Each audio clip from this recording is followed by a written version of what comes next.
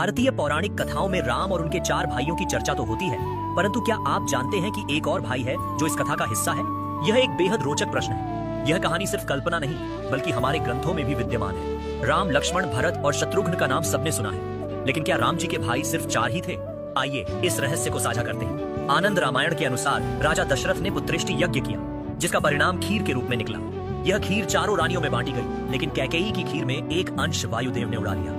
वो खीर सीधे माता अंजना तक पहुंची और इसी खीर से हनुमान जी का प्राकट्य हुआ। यहाँ एक गहरा अर्थ है।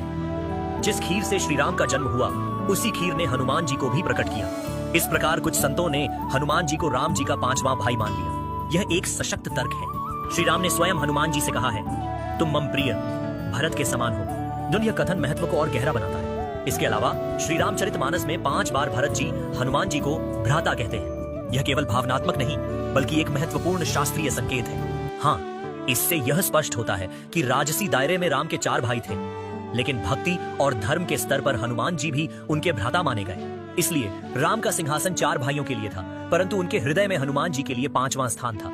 इसका यही कारण है कि हनुमान जी श्री राम के सबसे प्रिय भक्त बन गए। यह कथा केवल भाईचारे की बात नहीं करती, बल्कि यह हमें सिखाती है कि भक्ति का एक अलग स्तर भी होता है।